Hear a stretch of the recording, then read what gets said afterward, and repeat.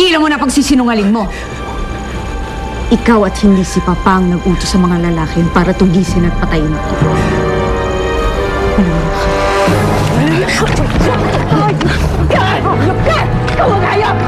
Tama na!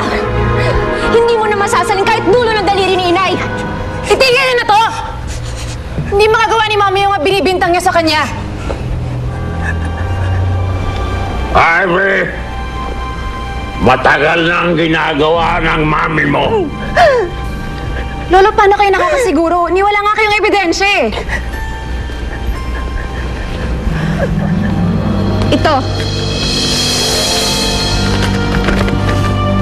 Itong sulat ni Inay Josefina. Ito ang magpapatuloy ng lahat ng ginawa mo!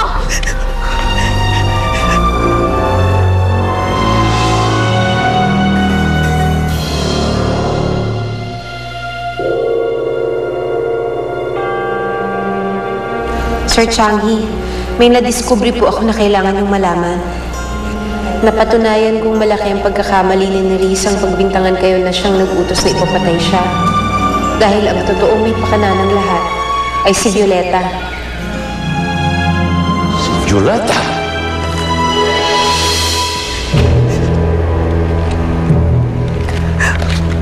Basahin mo!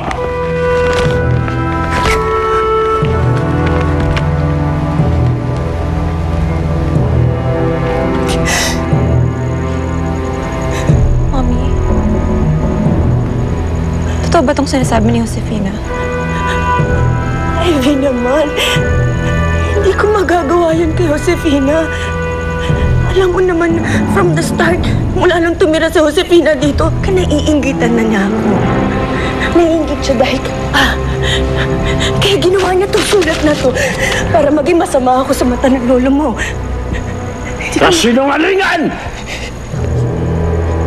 Kahit walang kasalanan si Josefina, pero pinapatay mo rin siya!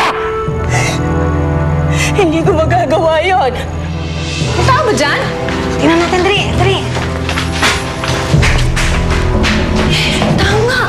Paano ko narinig ng babae yun yung pinag-uusapan natin? Paano ko si Josefina yung babae yun? Alam mo, Violeta, napapraning ka lang. Imposible yung iniisip mo dahil kilala ko yung Josefina yun. Alam mo, hindi niya kayang gawin yun dahil nuk ka ng duwag yun. Kilala ko yun. Takot ka sa ating dalawa nun pag nag-spy yun.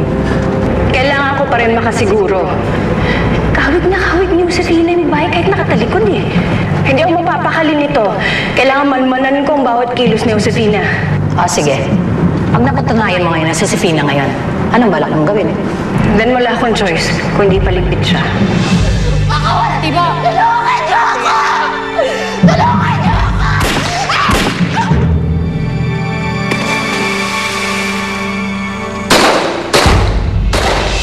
Mami, kayo nagpapatay kay Josefina? Hindi ko magagawa yun, anak. Hindi ko magagawa. Ano hindi magagawa?